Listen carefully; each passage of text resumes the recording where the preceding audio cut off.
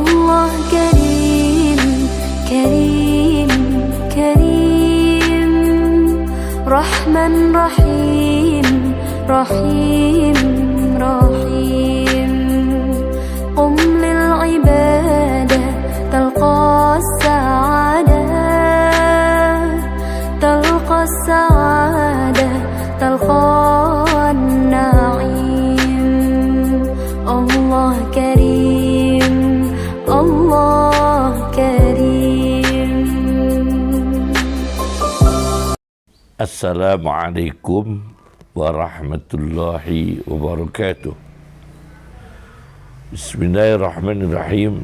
Hamdanillah, salatan wassalaman ala Sayyidina Muhammad ibn Abdillah Rasulillah wa ala man sahibah wa tabi'a hudah, amma ba'd. Kita akan membahas tentang pilihan umum yang curang. Bagaimana dalam tinjauan agama Islam. Saya baca dalam sebuah kitab Al-I'tida'u Al-Elektroni, Al-I'tida'u Al-Elektroni, tentang kedoliman elektronik, karya Dr. Abdul Aziz bin Ibrahim. Politik diantaranya ada pesta pemilihan umum. Apabila dalam penyelenggaraan pemilihan umum terjadi kecurangan, intimidasi, ancaman, pemaksaan, riswah, penyuapan, penggiringan opini dengan dehumanisasi kepada individu tertentu, bagaimana tinjauan agama? Saya baca di dalam kitab tersebut Al-I'tida' Al-Elektroni, Al-Elektroni, di halaman 200. Di sini mengangkat ayat Al-Quran surat Al-Hajj ayat 30. Wajtanibu qaulaz zur, dan jauhilah kalian ucapan yang dusta, yaitu pengumuman hasil pemilu yang dusta. Haram menurut agama Islam dan harus dijauhi. Kemudian Al-Maidah ayat 8.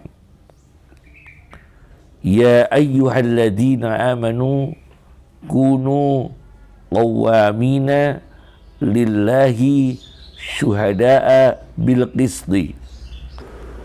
Wahai orang-orang yang beriman, jadilah kalian orang yang bertanggung jawab dalam berpolitik karena Allah, bertanggung jawab dalam bermuamalah, hubungan antara manusia dengan manusia, di antaranya berpolitik karena Allah, bukan karena penguasa, bukan karena mencari kedudukan, bukan karena mencari jabatan, bukan karena mencari kekuasaan.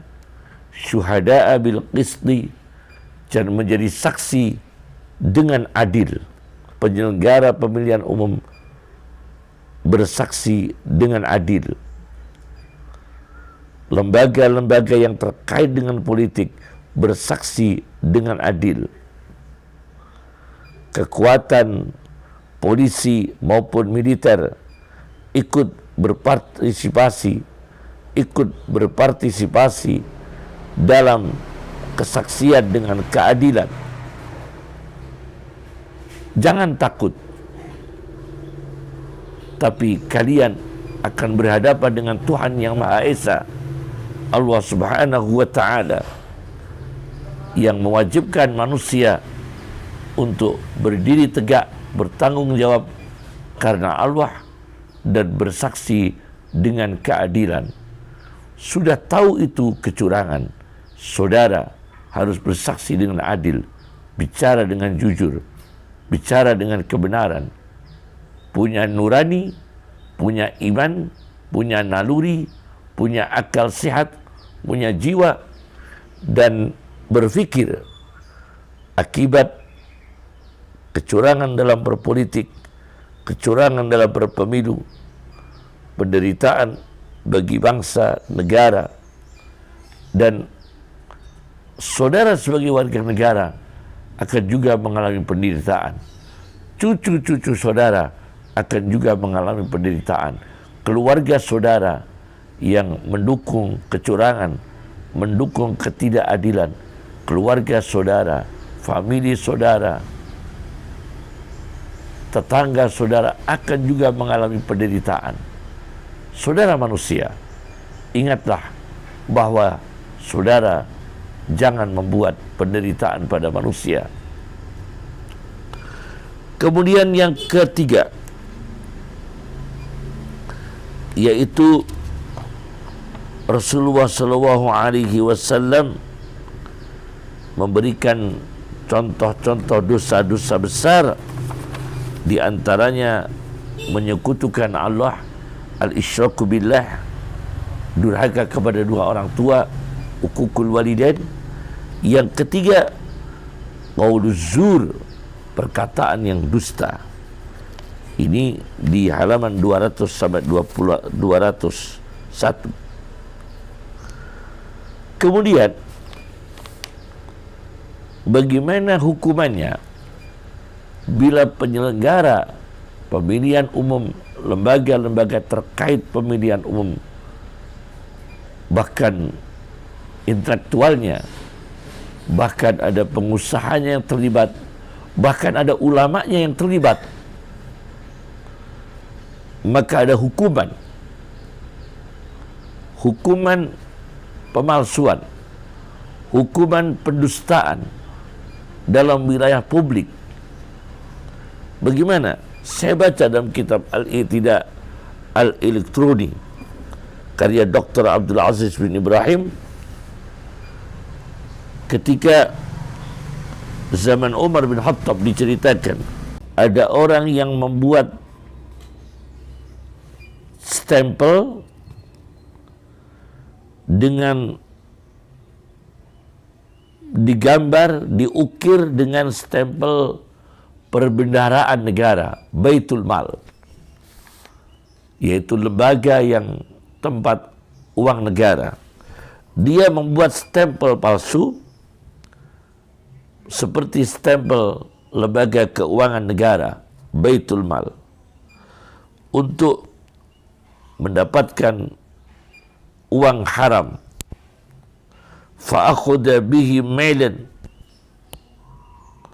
Akhirnya orang ini dihukum oleh Umar bin Khattab dengan hukuman tahanan dan fisik.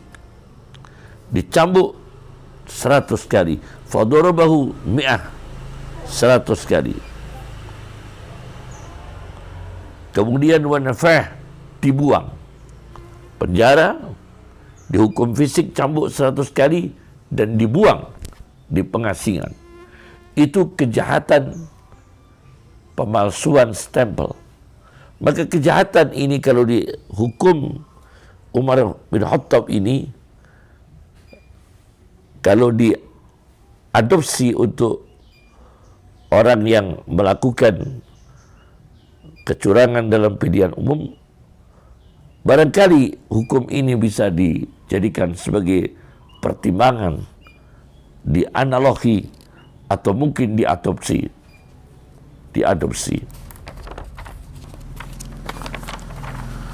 Masalah yang kedua, nasihat untuk orang yang gila jabatan, untuk orang yang silau dengan kedudukan, untuk orang yang hilang kemanusiaannya karena jabatan, hilang hati nuraninya karena jabatan, hilang kecerdasan spiritualnya, kecerdasan intelektualnya karena kedudukan dan jabatan. Bagaimana itu? Saya baca dalam sebuah kitab Kulliyat Rasailin Nur Al-Maktubat karya Badi'uz Zaman Said An-Nursi di jilid 2 halaman 526.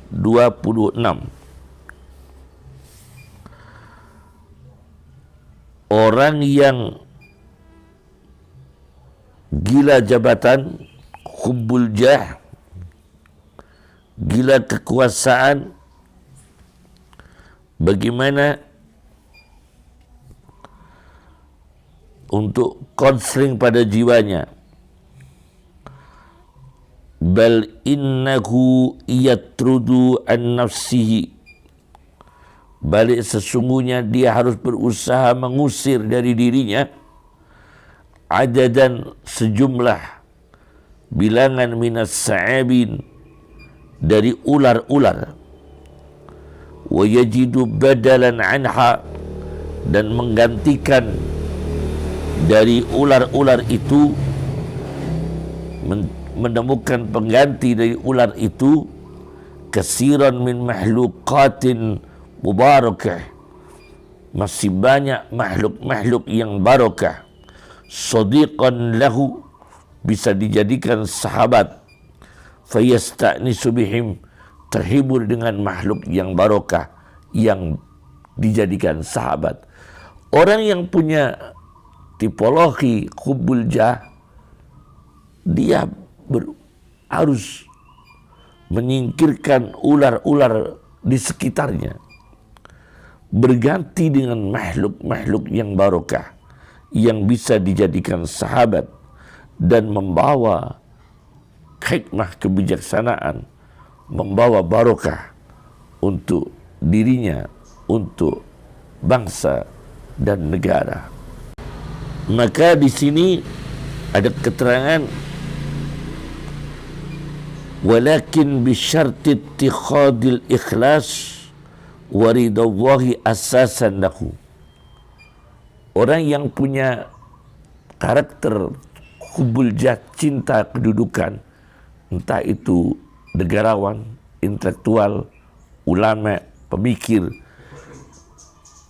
supaya menjadikan ikhlas, waridallah, dan ridha Allah, asasan lahu, sebagai pondasinya, ma'a adam ittikhadi hubbil jah, dan tidak menjadikan cinta kedudukan hadafan lahu sebagai sasaran. Yang ketiga,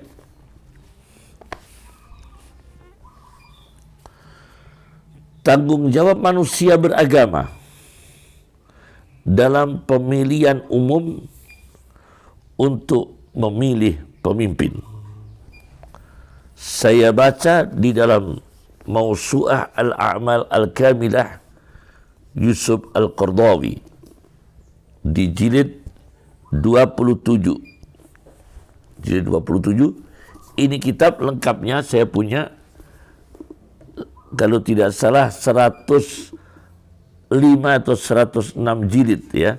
Saya punya kitab ini 105 atau 106 jilid.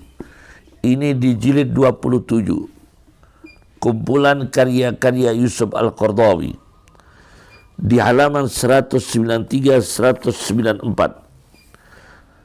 Al-intikhab nau'un minas syahadah. Memilih pemimpin, pemilihan umum, memilih pemimpin termasuk kesaksian. Bagaimana? Di sini dijelaskan, saudara memilih tokoh yang menjadi presiden misalnya, yang menjadi wakil rakyat di parlemen misalnya, maka tanggung jawab sebagai manusia beragama menurut Islam, wa man syahida li ghairi salihin bi annahu salihun, Dan barang siapa yang bersaksi kepada orang yang tidak layak, tidak soleh, tidak baik, bersaksi bi annahu salihun, bahwa sesungguhnya dia orang baik, padahal bukan orang baik, dia tidak lolos, dia sebenarnya kalau tidak curang bukan menjadi presiden, bukan menjadi pemimpin, tapi dia bersaksi, membenarkan, membela, ikut mendukung bahwa dia yang jadi, bi annahu salih, dia yang layak, padahal dia tidak layak, ghairi salih, tidak layak, tidak baik, tidak fakta, tidak benar, karena dia melalui kecurangan dan intimidasi. Kalau dia ikut membenarkan, bahkan ikut mendukung, faqad irtakaba kabirata syahadati zur, maka sungguh dia melakukan dosa besar, kabiratan syahadat zur, berupa kesaksian yang dusta, kesaksian yang dusta. Maka di sini wa aqimu syahadata lillah, dan dirikan, tegakkan kesaksian karena Allah. Bahkan dia tidak bersaksi dengan kebenaran, keakuratan, validitas yang mestinya terpilih, yang layak, yang kredibel, yang lebih dibenarkan secara agama, negara, dan kualitasnya. Maka dia tidak memilihnya, menyembunyikan kesaksian yang sebenarnya itu yang benar, sebenarnya itu yang menang. Lembaga-lembaga penyelenggara pemilihan umum menyembunyikan kesaksian yang sebenarnya. Wa may yaktumha fa innahu asimun qalbuh, dan barang siapa menyembunyikan kesaksian maka dosa hatinya. Al-Baqarah ayat 283. Al-Quran mengatakan dosa hatinya, karena dia hatinya tahu ini orang tidak benar, bukan yang jadi, kemudian dia meloloskannya. Ini orang yang jadi, dia tidak meloloskannya. Ini dosa hati.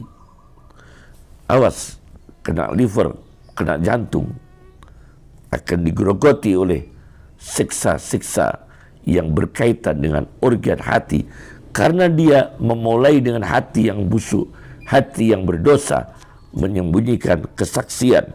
Wa may yaktumha fa innahu asimun qalbuh, dan barang siapa menyembunyikan kesaksian maka dia orang berdosa hatinya. Masalah keempat, orang berilmu,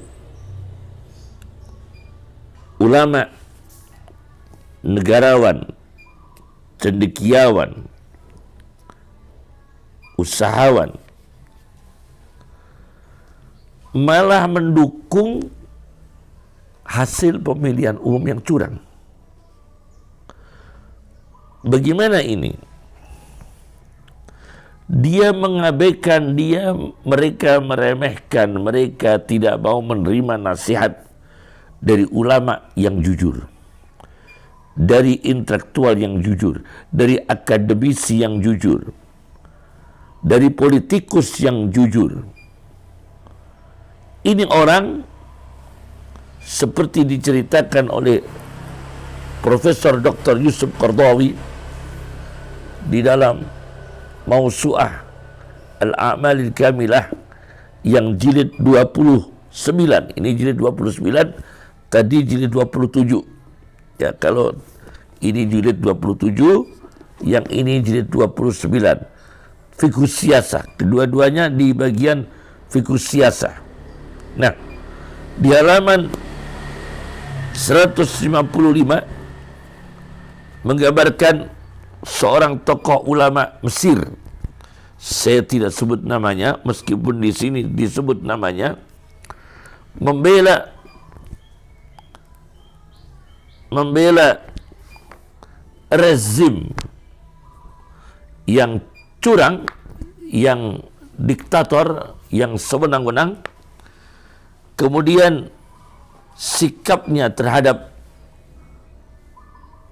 orang-orang terbaik dari bangsa itu, minal masyayikh, dari para masyayikh, tokoh-tokoh ulama, wal atibai, para dokter, wal muhandisina, para insinyur, was suyadilah, para apoteker, wal muallimina, para guru, wal muhasibina, para akuntan, was suhafiyina, wartawan, was sunnah, dan orang-orang yang membuat hasil-hasil kreativitas, termasuk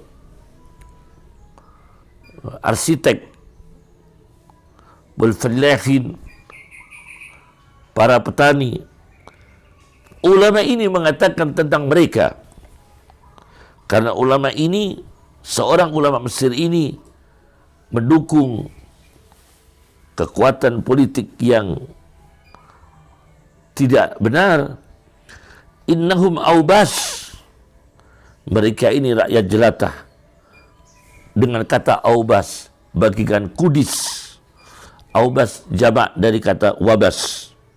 Wa nasun rihatuhum natnah, dan mereka ini rakyat jelata bagikan kudis, dan manusia-manusia yang baunya busuk. Digambarkan oleh Al-Quran surat Al-Mutaffifin ayat 29-31. Innal ladina ajramu kanu minal ladina amanu yadhakun. Ayat 29 sampai 31. Sesungguhnya orang-orang yang melakukan kejahatan, berdosa, mentertawakan orang-orang yang beriman, mentertawakan kaum akademis, mentertawakan kaum intelektual, mentertawakan kaum ulama, mentertawakan kaum politikus yang jujur, yang masih sehat berfikirnya, masih sehat nuraninya, masih sehat akal sehatnya, masih sehat jiwa kemanusiaannya, ditertawakan oleh mereka. Yang mentertawakan mereka itu kadang politikus juga, ulama juga. Wa idza marru bihim yatakhamasun, dan apabila orang-orang yang beriman lewat, mereka saling mengedipkan mata untuk menggunjing orang-orang yang beriman. Wa idzan qalabu ila ahlihim qalabu fakihin, dan apabila mereka kembali pada keluarga mereka, mereka kembali dengan gembira, euforia, karena berhasil mentertawakan para ulama, politikus, cendekiawan, ilmuwan, rakyat yang dalam kebenaran. Masalah yang kelima, merelakan negara dipimpin dengan kecurangan, penipuan, dengan kecurangan, penipuan, intimidasi, dipimpin oleh pemimpin yang bodoh. Nah,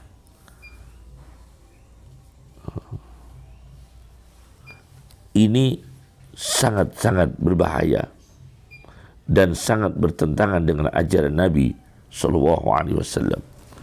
Saya baca dalam kitab Musnad Ahmad, hadis nomor 14.448. Rasulullah Sallallahu Alaihi Wasallam bersabda kepada Ka'ab bin Ujrah radhiyallahu anhu, "A'adaka Allah, semoga Allah melindungi kamu, Ka'ab bin Ujrah, min imarati sufaha, dari pemerintahan orang-orang bodoh." Ka'ab bertanya, apa pemerintahan orang-orang bodoh? Kemudian Rasulullah menjawab, umara'u yakununa ba'di, yaitu penguasa-penguasa pemerintah yang ada setelah aku, la yaqtaduna bihadi, tidak mengikuti jalanku, wala yastannuna bisunnati, tidak mengamalkan sunnahku, tidak menteladani, tidak mengikuti cara kepemimpinan Rasulullah sallallahu alaihi wasallam, tidak mengikuti akhlak Rasulullah dalam pemerintahan, dalam bernegara, dalam mengatur rakyatnya. Astaghfirullahaladzim. Cukup dari kami. Assalamualaikum warahmatullahi wabarakatuh.